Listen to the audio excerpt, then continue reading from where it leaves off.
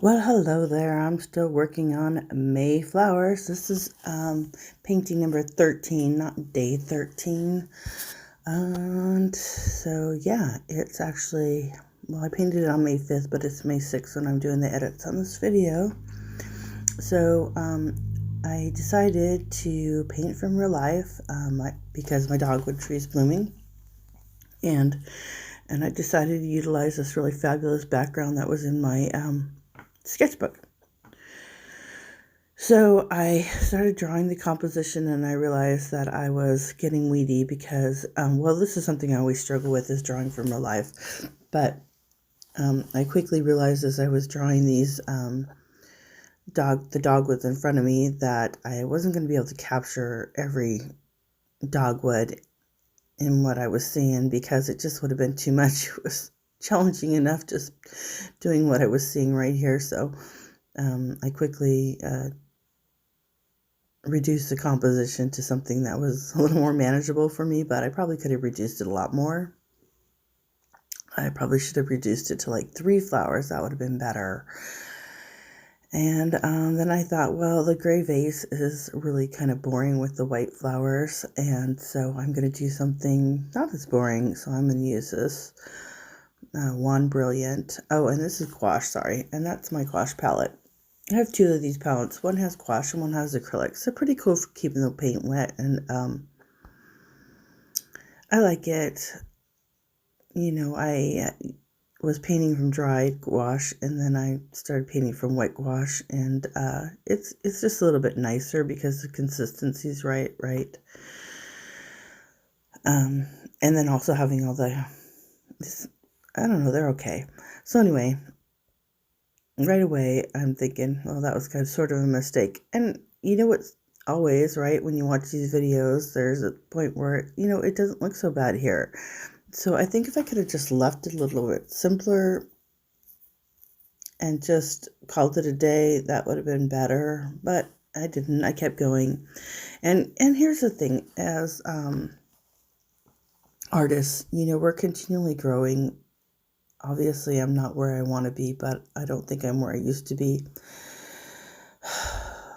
And hopefully one day I'll be where I want to be, which is I can just put this vase of flowers in front of me and draw and paint it. And I think part of my problem is when I try to get too detailed and I don't know. I'm not at a place when I paint from real life what's in front of me where I'm happy. And I just think you have to keep going and you have to keep trying. And eventually, one day you'll paint a painting and you'll be happy with it. And I paint paintings all the time that I'm happy with, but when I'm painting from real life, a subject that's right in front of me, one day that'll happen and I'll be happy. But you have to try, right? You have to keep going for it because nobody starts out ever being able to create a satisfactory product the first time. That would be nice. But when the artists that I compare myself so unfavorably to, when I watch them, they've been doing this over and over and over again for years. Oh, so here you can see I grew in my background. I cobbed it all up. I just thought, I don't know why I just didn't think there was enough contrast between the subject matter and the background. So I started painting the background, which I think was a mistake. And I realized it when I put the red in, that looked like garbage. And then, so I left a little bit of the corner showing up there in the top left.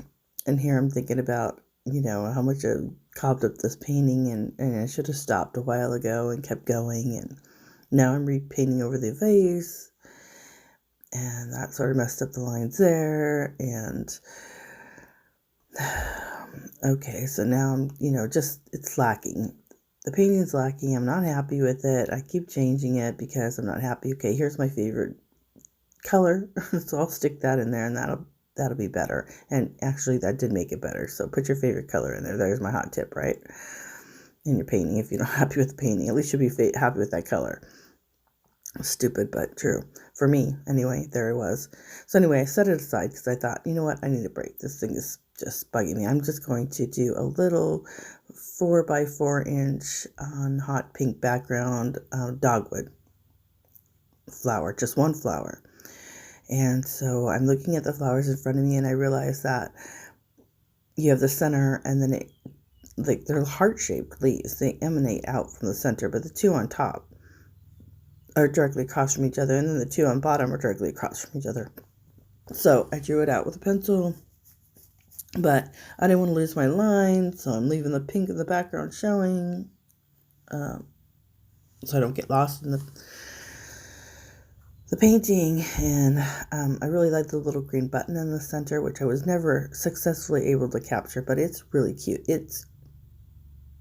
I don't know, if I could just capture that dimension, which has to do with shading and highlighting, and for some reason I'm just missing the boat, that would be so much better.